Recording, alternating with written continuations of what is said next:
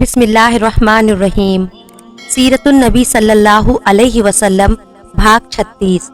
جب مسلمان دشمنوں کے گھیرے میں آ گئے تھے اور کفار نے انہیں ہر طرف سے گھیر لیا تھا، ہر جگہ نہایت خریج لڑائی ہو رہی تھی، اس وقت کفار قریش کی عورتیں مسلمان شہیدوں کے ناک کان کاٹتی پھر رہی تھی، گویا اس طرح وہ اپنی نفرت کا اظہار کر کے بدلہ لے رہی تھی۔ ہندا ابو سفیان کی بیوی کو وحشی نے بتا دیا تھا کہ اس نے اپنے حربے سے حضرت امیر حمزہ رضی اللہ تعالی عنہ کو شہید کر دیا ہے۔ ہندا نے اپنے تمام زیور اتار کر اس کے حوالے کر دیے اور اس کے ساتھ سید الشہداء حضرت امیر حمزہ رضی اللہ تعالی عنہ کی لاش پر پہنچی۔ اس نے بدلے کے جوش میں حضرت حمزہ رضی اللہ تعالی عنہ کے ناک اور کان کاٹ کر لاش کا مسلح کر دیا اور سینہ چیر کر جگر نکالا۔ اپنی قسم پوری کرنے کے لیے جگر منہ میں رکھ کر چبانے لگی، مگر چبا نہ سکی، اگل دیا۔ جب مسلمان احد کی پہاڑی پر چڑھ گئے اور ابو سفیان اگلے سال بدر میں لڑنے کا وعدہ کر کے اپنے لشکر کے پاس واپس چلا گیا تو حضور صلی اللہ علیہ وسلم نے شہیدوں کو ایک جگہ جمع کرنے کا حکم دے دیا۔ مسلمانوں کی تمام فوج پہاڑی سے اتر کر شہیدوں کو اٹھا اٹھا کر جمع کرنے میں لگ گئی۔ بہت سے مسلمانوں کی لاشیں پارا پارا کر دی گئی اور حضرت حمزہ رضی اللہ تعالی عنہ کی لاش کے تو اتنے پارا کر دیے گئے تھے کہ بڑی مشکل سے جمع کیے جا سکے۔ ابھی مسلمان شہیدوں کو ڈھونڈ ڈھونڈ کر جمع ہی کر رہے تھے کہ مدینہ کی طرف سے کچھ مسلمان اور ان کے ساتھ ایک عورت آتی نظر آئی۔ چونکہ مدینہ یہاں سے صرف 3-4 میل ہی دور تھا، اس لیے لڑائی کے میدان کی پوری خبریں انہیں پہنچ چکی تھی۔ یہ سبھی حالات معلوم کرنے کے لیے چل پڑے تھے۔ یوں تو سب اپنے اپنے رشتہ داروں کے بارے میں معلوم کرنے کے لیے آ رہے تھے، مگر ان قریب آ گئے لوگوں کو سب سے زیادہ حضور صلی اللہ علیہ وسلم کی خیریت معلوم کرنے کی چنتا کھا رہی تھی۔ سب سے پہلے جو عورت لڑائی کے میدان میں پہنچی وہ حضرت حمزہ رضی اللہ تعالی عنہ کی سگی بہن اور حضرت زبیر رضی اللہ تعالی عنہ کی ماں حضرت صفیہ تھی۔ ان کی آنکھوں میں آنسو تھے اور چہرہ پیلا پڑ رہا تھا۔ انہیں حضرت حمزہ رضی اللہ تعالی عنہ کی شہادت کی خبر پہنچ گئی تھی۔ وہ اپنے بھائی کی لاش دیکھنے آئی تھی۔ حضور صلی اللہ علیہ وسلم حضرت حمزہ رضی اللہ تعالی عنہ کی لاش کے پاس حضرت زبیر رضی اللہ تعالی عنہ کو بلا کر کہا، اپنی ماں کو روکو، انہیں حضرت حمزہ رضی اللہ تعالی عنہ کی لاش کے پاس نہ جانے دو۔ حضرت زبیر نے بڑھ کر اپنی ماں سے کہا، امی جان، لڑائی کے میدان میں کیوں چلی آئی؟ حضرت صفیہ کے چہرے سے غم و عالم ظاہر ہو رہا تھا۔ انہوں نے فرمایا، بیٹا، میں اپنے بھائی کی لاش دیکھنے آئی ہوں۔ حضرت زبیر رضی اللہ تعالی عنہ نے کہا، مگر رسول خدا چاہتے ہیں کہ تم ان کی لاش نہ دیکھو۔ حضرت صفیہ نے ٹھنڈی آہ بھرتے ہوئے کہا، مجھے معلوم ہے کہ میرے شیر دل بھائی کی لاش کے ٹکڑے ٹکڑے کر دیے گئے ہیں، آنکھیں نکال لی گئی ہے، ناک اور کان کاٹ ڈالے گئے ہیں اور سینہ چیر کر جگر نکالا گیا ہے۔ میں ان کی لاش پر رونے یا بین کرنے نہیں آئی ہوں، بلکہ دعائیں مغفرت مانگنے آئی ہوں اور دیکھنے آئی ہوں کہ میرے شیر دل بھائی نے کوئی زخم پیٹھ پر تو نہیں کھایا۔ اچھا ٹھہرو، میں حضور صلی اللہ علیہ وسلم سے اجازت تو لے لوں۔ حضرت زبیر رضی اللہ تعالی عنہ نے کہا، تم اپنے ساتھ مجھے بھی لے چلو۔ حضرت صفیہ نے فرمایا، میں خود ان سے اجازت لے لوں گی۔ حضرت زبیر رضی اللہ تعالی عنہ ماں حضرت صفیہ کو اپنے ساتھ لے کر حضور صلی اللہ علیہ وسلم کی خدمت میں پہنچے۔ حضور صلی اللہ علیہ وسلم نے دیکھا حضرت صفیہ غم سے نڈھال ہو رہی تھی اور چلتے ہوئے ٹھوکر کھا رہی تھی، برابر میں اپنے بیٹے حضرت زبیر رضی اللہ تعالی عنہ کا سہارا لے کر چل رہی تھی۔ حضرت حمزہ حضور صلی اللہ علیہ وسلم کے چچا تھے۔ جب ابو جہل نے حضور صلی اللہ علیہ وسلم کے پتھر مار مار کر آپ کو زخمی کر دیا تھا اور آپ نے اس خبر کو سنا تھا تو غصہ ہو کر ابو جہل کے سر پر اپنی کمان کھینچ لی تھی اور اسی دن مسلمان ہو گئے تھے۔ حضور صلی اللہ علیہ وسلم کو ان سے بہت زیادہ محبت تھی۔ آپ کو بھی حضرت حمزہ رضی اللہ تعالی عنہ کے شہید ہو جانے کا بے حد غم تھا۔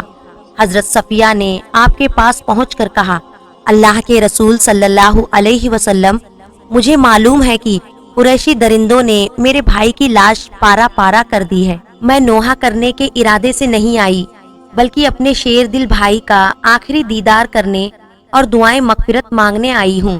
مجھے میرے بھائی کی لاش دیکھنے کی اجازت دے دیجیے۔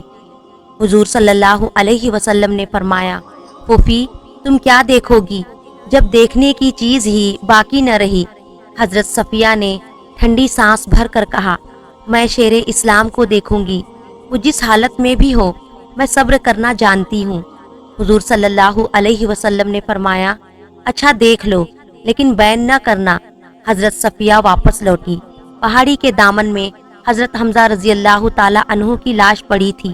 لاش پر چادر ڈال دی گئی تھی۔ حضرت صفیہ لاش کے قریب پہنچی۔ حضرت زبیر رضی اللہ تعالی عنہ ساتھ تھے۔ انہوں نے لاش کے اوپر سے چادر ہٹائی۔ حضرت صفیہ نے سید الشہداء کی لاش کو دیکھا۔ حضرت حمزہ رضی اللہ تعالی عنہ کی لاش ٹکڑے ٹکڑے تھی، آپ کے کان نہ تھے، آنکھیں نکلی ہوئی تھی۔ حضرت صفیہ یہ حالت دیکھ کر تڑپ گئی۔ اگرچہ انہوں نے صبر و جبر سے کام لیا، لیکن بھائی کی محبت جوش کر آئی۔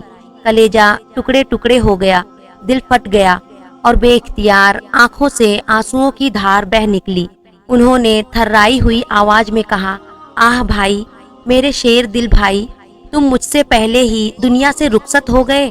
ظالموں نے تمہاری لاش کے ٹکڑے ٹکڑے کر دیا اور تم ہمیشہ ہمیشہ کے لیے آرام و سکون کی نیند سو گئے۔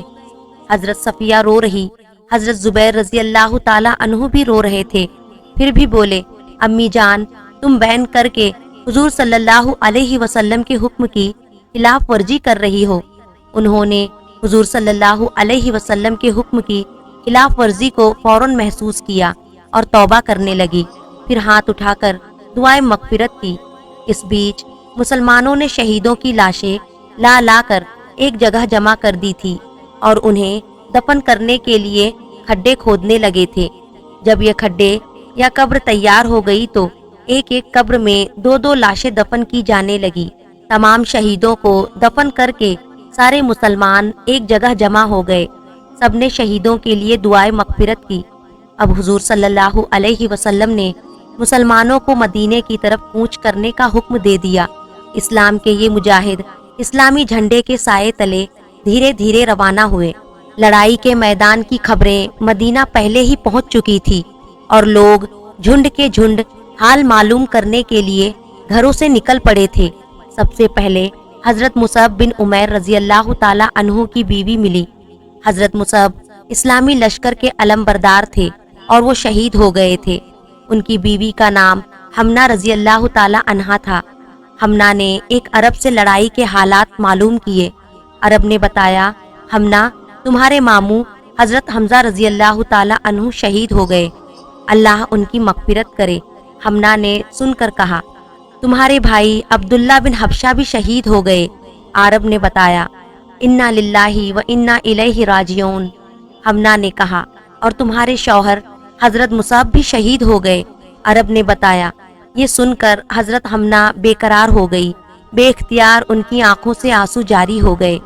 حضور صلی اللہ علیہ وسلم کو جب یہ بات معلوم ہوئی تو آپ نے فرمایا، ہر شریف عورت کو اپنے شوہر سے زیادہ محبت ہوتی ہے۔ اسلامی لشکر دھیرے دھیرے لوٹ رہا تھا۔ مدینہ سے آنے والے بھی لشکر میں شامل ہوتے جاتے تھے۔ کچھ دور چل کر انصار کی ایک نوجوان عورت پریشان حال آتی ہوئی ملی۔ جب وہ لشکر کے قریب آئی تو ایک آدمی نے اسے پہچان کر کہا، اے بہن، افسوس، تمہارے باپ شہید ہو گئے۔ عورت نے پوچھا، حضور صلی اللہ علیہ وسلم تو خیریت سے ہیں؟ اس نے کہا، ابھی اور سنو، تمہارے بھائی بھی شہید ہو گئے۔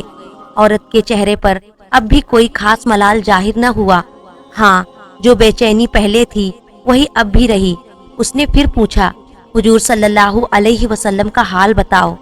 اس آدمی نے کہا، اب آخری دل ہلا دینے والی خبر سن لو، یعنی تمہارے شوہر بھی شہید ہو گئے۔ یہ خبر سن کر عورت کا چہرہ کچھ پھیکا پڑ گیا، بدن میں کپ کپی سی پیدا ہوئی، آواز کانپنے لگی۔ پھر بھی اس نے پوچھا، خدا کے لیے حضور صلی اللہ علیہ وسلم کا حال بتاؤ۔ اس بیچ حضور صلی اللہ علیہ وسلم کی سواری قریب آ گئی۔